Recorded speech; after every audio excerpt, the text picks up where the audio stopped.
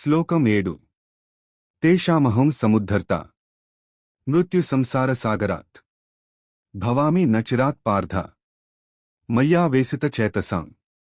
ఓ అర్జున, ఎవరైతే తమ చిత్తాన్ని మనస్సును నాయందే లగ్నం చేసి నన్ను ఉపాసిస్తారో అట్టివారిని నేను ఈ జనన మరణ రూపమైన సంసార సాగరం నుండి అతి త్వరలోనే ఉద్ధరిస్తాను. విశ్లేషణ. భరోసా. మనస్సును పూర్తిగా దైవంపై నిలిపిన భక్తుడి బాధ్యతను భగవంతుడే తీసుకుంటాడు. సంసార సాగరం, ఈ లోకాన్ని ఒక సముద్రంతో పోల్చారు. ఇందులో పుట్టడం, చనిపోవడం అనే అలలు నిరంతరం వస్తుంటాయి. దీని నుండి బయటపడటం సామాన్యులకు సాధ్యం కాదు. సముద్ధర్త. సముద్రంలో మునిగిపోతున్న వాడిని నావికుడు ఎలా రక్షిస్తాడో భగవంతుడు కూడా తన భక్తుడిని ఈ భవబంధాల నుండి అలానే గట్టెక్కిస్తాడు.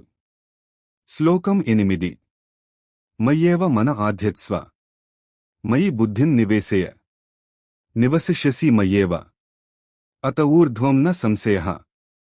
నీ మనస్సును నాయందే నిలుపుము, నీ బుద్ధిని నాయందే లగ్నం చేయుము. ఆ విధంగా చేసినట్లయితే నీవు నాలోనే నివసిస్తావు, ఇందులో ఎటువంటి సందేహము లేదు. వివరణ.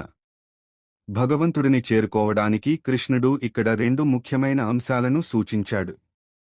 మనస్సు అంటే భావోద్వేగాల నిలయం. దేవుడిని ప్రేమించడం, ఆయన రూపంపై ఇష్టం పెంచుకోవడం మనస్సు చేసే పని. బుద్ధి అంటే వివేచన. దేవుడే పరమావధి అని నిర్ణయించుకోవడం, విశ్లేషించుకోవడం బుద్ధి చేసే పని. తాత్పర్యం.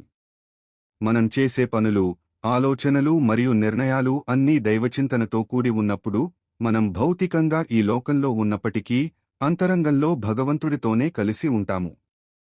ఈ సాధన చేసిన వారికి మోక్షం లేదా భగవంతుని సాన్నిధ్యం లభించడం ఖాయమని కృష్ణుడు సందేహం లేదు అని నొక్కి చెబుతున్నాడు.